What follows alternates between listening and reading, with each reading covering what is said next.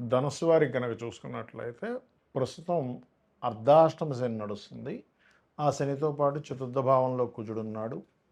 6వ భావంలో 6వ అధిపతి అయినటువంటి శుక్రుడు, సప్తమంలో గురువు, పంచమ స్థానంలో ఆలోచనా స్థానము, రాజకీయ స్థానంలో రవి, బుధులు ఉన్నారు. భాగ్యంలో కేతువు, 3లో రాహు. మరి ఈ యొక్క గ్రహస్థితిని అనుసరించి మీకు ఎలా ఉండబోతుంది ఈ యొక్క పక్షంలో మే 1 నుంచి 15వ తేదీ వరకు?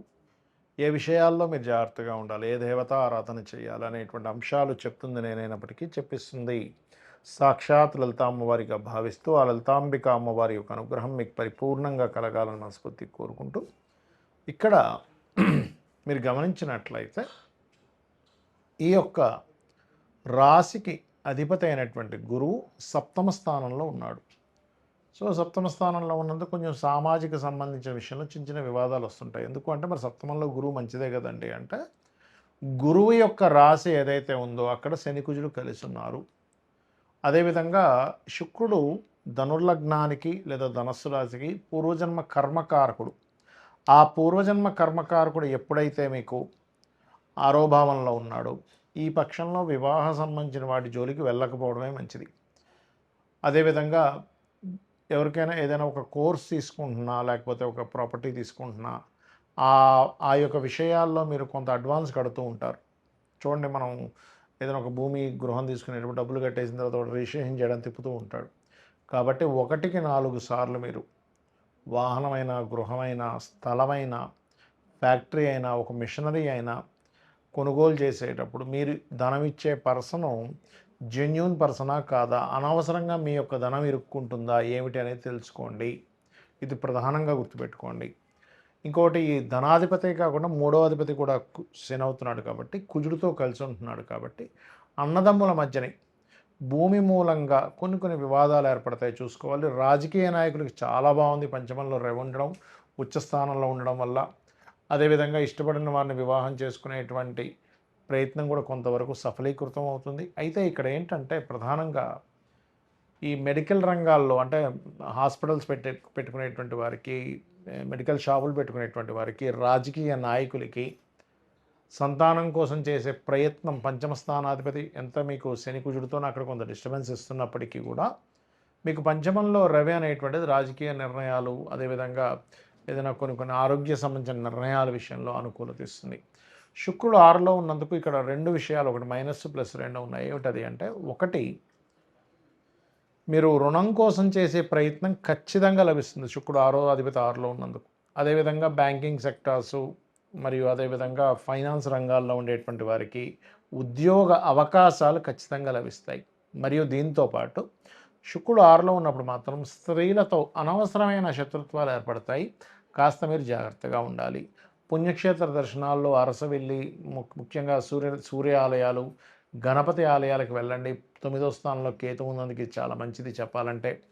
ఉద్యోగ అవకాశాలు ముఖ్యంగా మీకు వస్తాయి, మీకు కానీ మీ జీవిత భాగస్వామి కానీ, అందులో ఎటువంటి సందేహం లేదు.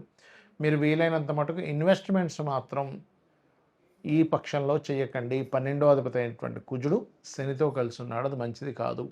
ఇక మీరు నిత్యము చేయవలసినటువంటిది సూర్య నమస్కారాలు, లక్ష్మీ నరసింహస్వామి యొక్క కరావలంబ స్తోత్ర పఠనం చేయండి, అన్ని విధాలా బాగుంటుంది. ఇక్కడ మనము గోచార ఫలితాలు చెప్పుకుంటూ ఉంటాం, కానీ గోచార ఫలితాల కంటే కూడా అతి ముఖ్యంగా మీరు చూసుకోవాల్సింది మీ జన్మజాతక ఫలితాలు. అది ఎలా చూసుకోవాలి? మీకు చంద్ర నక్షత్రము, చంద్రరాశి ఎలా ఉంటుందో, పలానా నక్షత్రం పలానా రాశిని చెప్పుకుంటుంటాం కదా, అలాగే లగ్నము అనేటువంటిది ఉంటుంది. అది ప్రతి 2 గంటలకు ఒకసారి మారిపోతూ ఉంటుంది. మీరు ప్రధానంగా ఏ లగ్నంలో జన్మించారో చూసుకోవాలి. ఎందుకంటే మీరు జీవితంలో ఎదగాలి, సుఖపడాలి, మంచి రూపురేఖలు ఉండాలి, లేకపోతే మీరు శారీరక శ్రమ పడుతున్న శ్రమకి మీకు ఫలితం రావాలంటే లగ్నం బాగుండాలి. అన్నిటికంటే ముఖ్యంగా లగ్నం గుర్తుపెట్టుకోండి. లగ్నం బలహీనంగా ఉందా, బలంగా ఉందా? బలహీనంగా ఉంటే అది ఏ లగ్నం అయింది, 12 లగ్నాల్లో ఏ లగ్నం అయింది, మేషం నుంచి మీనం వరకు, ఆ లగ్నాధిపతి ఎవరైతే అయ్యారో, ఎందుకంటే మేషము వృశ్చికానికైతే కుజుడవుతాడు, వృషభ తులకైతే శుక్రుడవుతాడు, మిథున కన్యకైతే బుధుడవుతాడు, కర్కాటకానికి చంద్రుడవుతాడు, సింహానికి రవి అవుతాడు, మరియు అదేవిధంగా ధన మీనాలకి గురువు అవుతాడు, మకర కుంభాలకి శని భగవానుడు అవుతాడు. కాబట్టి ఈ లగ్నాధిపతి ఎవరో తెలుసుకొని మీరు ఎదగలేకపోతున్నారన్నప్పుడు ఆ గ్రహం దగ్గర దీపారాధన చేయండి. ఖచ్చితంగా మీ లైఫ్లో ఎదుగుదల అనేటువంటిది వస్తుంది. శారీరక శ్రమ, మీరు శ్రమ పడుతున్నందుకు దానికి ఫలితం వస్తుంది. తక్కువ ఆదాయానికి ఎక్కువ శ్రమ పడడం కూడా తగ్గుతుంది, గుర్తుపెట్టుకోండి. కొంతమంది చూడండి గొడ్లా కష్టపడుతుంటారు కానీ ఫలితం రాదు. ఇది లగ్నం. మరి ధనపరమైనటువంటి విషయాల్లో చాలా ఇబ్బంది పడుతున్నామండి అన్నప్పుడు జాతకం లేదు, ఓం సంపత్కరీ సమారూఢ సింధుర వ్రజ సేవితాయ నమః మంత్రం చేసుకుంటే ఖచ్చితంగా గ్రోత్ ఉంటుంది. అంటే మీ యొక్క ఆలోచన విధానంలో నేను ఎలా కష్టపడుతున్నాను, నేను ఏ మార్గంలోకి వెళ్తే బాగుంటుందని అమ్మవారిని ఆశ్రయించినప్పుడు మీకు ధనయోగం అనేటువంటిది కలుగుతుంది. దాంతోపాటు మీ ధనాధిపతి ఎలా ఉన్నాడో చూడాలి. ధనాధిపతి మీకు వ్యాపారంలో ధనయోగం ఇస్తున్నాడా, ఉద్యోగంలో ధనయోగం ఇస్తున్నాడా, ఆ ఉద్యోగంలో ఉన్న స్టేట్లో ఉంటే ఇస్తున్నాడా, వేరే ప్రాంతాలకు వెళ్ళాలా, వేరే ఊరు వెళ్ళాలా, వేరే దేశానికి వెళ్ళాలా అనేటువంటిది ఉంటుంది. అది మెడికలా, మార్కెటింగా, లేకపోతే ఫుడ్ రిలేటెడ్ వాటి మూలంగా ఉందా అనేటువంటిది చూసుకోవాలి. అందుకే చిన్నపిల్లలు చదువుకునేటప్పుడు కూడా మీ అబ్బాయి యొక్క విద్యాస్థానానికి ధనస్థానానికి ఉండే లింకును చూసి దానికి సందర్భంగా అంటే దానికి అనుగుణంగా మీరు కనుక చదివించినట్లయితే వాళ్ళకి ఉపయోగపడుతుంది. ఆ చదువు లేనట్లయితే కొంతమంది చూడండి ఏదో చేస్తారు కానీ పెద్దగా ఉపయోగపడలేదండి అంటూ ఉంటారు. అటువంటివి జరుగుతూ ఉంటాయి. అదే రకంగా అన్నదమ్ములతో వచ్చే ఇబ్బందులు 3వ స్థానంలోని. విద్య ఎందుకు అవ్వట్లేదు, చాలామంది చూడండి పిల్లలకి లక్షలు పెట్టి స్కూల్లో జాయిన్ చేయించిన చదవలేకపోతుంటాడు. ఎందుకంటే చతుర్థ భావం పాడవుతుంది. ఆ చతుర్థాధిపతి ఎవరు, చతుర్థ స్థానంలో ఉండే గ్రహం ఏమిటి, చతుర్థాధిపతి ఏ గ్రహాలతో సంబంధం కలిగి ఉన్నాడు, దానికి సంబంధించినటువంటి గ్రహారాధన చేయడము, పిల్లలకి హైగ్రీవ స్తోత్రం నేర్పించడము. లలితా సహస్రనామాల్లో అయితే మీరు శుద్ధ విద్యాంకురాకార ద్విజపంక్తి ద్వయోజ్వలాయే నమః అనే మంత్రం చేయించడం మంచిది. ఇక సంతానం కలిగినప్పటి నుంచి కొంతమందికి బాగుంటుంది. సంతానం వల్ల కొంతమంది ఇబ్బంది పడుతూ ఉంటారు. పంచమ స్థానం రుణ రోగ శత్రువులు. ఇవాళ రేపు అందరూ ఇబ్బంది పడేది దేని గురించి అంటే రుణము, రోగము, శత్రువులు. ఇది పూర్వజన్మ కర్మ వల్ల వస్తూ ఉంటుంది. కాబట్టి ఈ పూర్వజన్మ కర్మకారకుడు ఎవరైతే ఉన్నారో, రుణరోగ శత్రు కారకులు ఎవరైతే ఉన్నారో, ఇది 6వ భావం బట్టి ఉంటుంది. కాబట్టి 6వ స్థానంలో ఉండే గ్రహాలకు మీరు దానం ఇచ్చుకున్నట్లయితే మీ రుణాలు తగ్గడం. ముఖ్యంగా ఓం అపర్ణాయే నమః అనే మంత్రం చేయండి. 100% మీకు రుణం అనేటువంటిది తగ్గి తీరుతుంది. ఇక వివాహం, ఇవాళ రేపు వివాహం అవ్వట్లేదు ఏంటోనని, మా అబ్బాయికి 30 వచ్చేసాయి, 35 వచ్చేసాయి, మా అమ్మాయికి 40 వచ్చేస్తున్నాయి, వివాహం అవ్వట్లేదు అని బాధపడుతూ ఉంటారు. ఇక్కడ ఒకటే, మీకు గ్రహము అనుకూలించినప్పుడు మీరు వివాహం కోసం ఆలోచించరు. ఒక్కోసారి ఎలా అంటే 25 ఏళ్ళు 22 ఏళ్ళ వయసులో ఒక్కోసారి అనుకూలిస్తుంది గ్రహం. ప్రతి జీవుడికి కూడా 3 నుంచి 5 సార్లు వివాహ బలం వస్తుంది.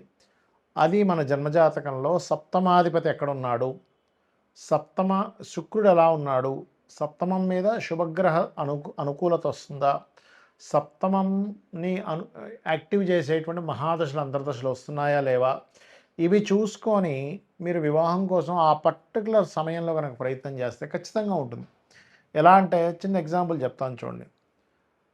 మీరు సినిమాకి వెళ్దాం అనుకున్నారు, మార్నింగ్ షోనా, మ్యాట్నీనా, ఫస్ట్ షోనా, సెకండ్ షోనా, 4 షోలు ఉంటాయి. అలా కాకుండా నేను అక్కడ 2 గంటలప్పుడు సినిమాకి వెళ్దాం అనుకుంటున్నానండి, నేను థియేటర్కి వెళ్తే ఎవరు తెలుస్తారు, మూసుంటుంది.